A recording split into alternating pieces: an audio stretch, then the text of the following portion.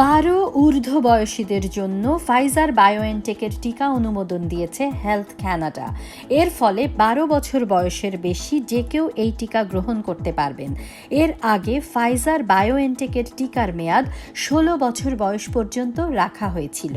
কানাডাই বিশ্বের প্রথম দেশ যেখানে 12 বছর বয়সীদের জন্য টিকার অনুমোদন দেওয়া হলো। কোনো ধরনের সংকট ছাড়াই অন্টারিওতে চলছে করোনার ভ্যাকসিন কর্মসূচি। চলতি মাসের মধ্যেই প্রদেশের প্রাপ্তবয়স্কদের মধ্যে 65% প্রথম ডোজ ভ্যাকসিন সম্পন্ন হবে। প্রতি সপ্তাহে 8 লাখ ডোজ ভ্যাকসিন পাবে অন্টারিও কর্তৃপক্ষ। আগামী মাস থেকে তা বেড়ে 9 লাখ ডোজে দাঁড়াবে বলে জানিয়েছে প্রাদেশিক কর্তৃপক্ষ।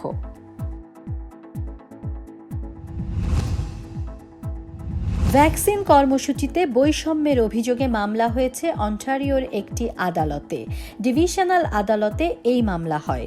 অভিযোগে বলা হয়, বয়স্ক, শারীরিকভাবে অক্ষম এবং গৃহহীনদের ভ্যাকসিন প্রদানের ক্ষেত্রে বৈষম্য করেছে প্রাদেশিক কর্তৃপক্ষ। সব নাগরিকদের করোনার ভ্যাকসিন প্রদান নিশ্চিত করার আহ্বান জানায় আদালত।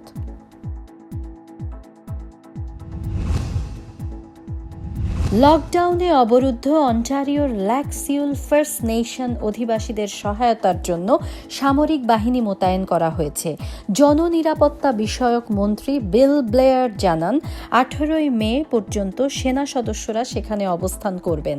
স্থানীয় আদিবাসীদের নিত্য প্রয়োজনীয় পণ্য সরবরাহ এবং স্বাস্থ্যসেবা নিশ্চিত করতেই এই সিদ্ধান্ত নেওয়া হয়েছে।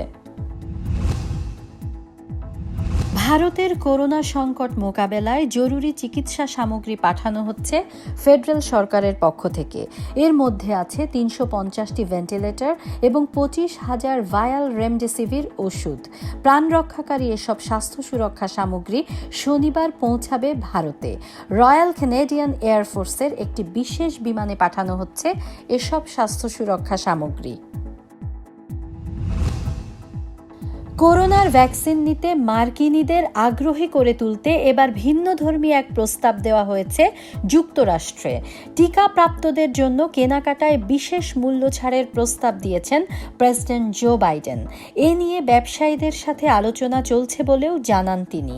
4 জুলাই যুক্তরাষ্ট্রের স্বাধীনতা দিবসের আগেই 16 কোটি মানুষকে টিকা দেওয়ার পরিকল্পনা বাইডেনের। বিদেশিদের হজ পালনে এবারও নিষেধাজ্ঞা আরোপ করতে পারে সৌদি আরব। করোনা মহামারীর ব্যাপক সংক্রমণ ও মৃত্যুর ঘটনায় এমন সিদ্ধান্ত নেওয়ার কথা ভাবছে উপসাগরীয় দেশটি। রয়টার্স জানায়, সিদ্ধান্ত হলে বিদেশি হাজিরা এবার হজ পালনে মক্কায় যেতে পারবেন না। তবে সৌদি নাগরিকদের মধ্যে যারা টিকা দিয়েছেন তারা অংশ নিতে পারবেন। সাবেক মার্কিন প্রেসিডেন্ট ডোনাল্ড ট্রাম্পের উপর নিষেধাজ্ঞা বহাল রেখেছে ফেসবুক কর্তৃপক্ষ। শীর্ষ কর্মকর্তাদের এক বৈঠকে এ সিদ্ধান্ত নেওয়া হয়। তবে ট্রাম্পের স্থায়ী নিষেধাজ্ঞার সমালোচনাও করা হয়েছে। ট্রাম্পের অপরাধের জন্য কার্যকর শাস্তির ব্যবস্থার তাগিদও দেওয়া হয়। গেল জানুয়ারিতে ক্যাপিটল হিলে ট্রাম্প সমর্থকদের রক্তক্ষয়ী সহিংসতার পর ফেসবুক তাকে নিষিদ্ধ করে। ভারতে মিলেছে 10 কোটি বছর আগের ডাইনোসরের দেহাবশেষ। মেঘালয়ের পশ্চিম খাসি এলাকায় প্রায় 10 কোটি বছর আগে পৃথিবীতে থাকা সৌরভ ডাইনোসরের হাড়ের সন্ধান পান গবেষকেরা। এ নিয়ে ভারতের 5ম রাজ্যে ডাইনোসরের ফসিলের সন্ধান পাওয়া গেল। এ প্রজাতির ডাইনোসররা আফ্রিকা, এশিয়া, দক্ষিণ আমেরিকা, উত্তর আমেরিকা ও ইউরোপে বসবাস করত। হোসে মরিনহোকে নতুন কোচ হিসেবে নিয়োগ দিয়েছে ইটালিয়ান ক্লাব রোমা। গত 19 এপ্রিল ইউরোপিয়ান সুপার লিগ নিয়ে বিতর্ক চলার মধ্যেই টটেনহ্যাম থেকে বরখাস্ত করা হয় তাকে।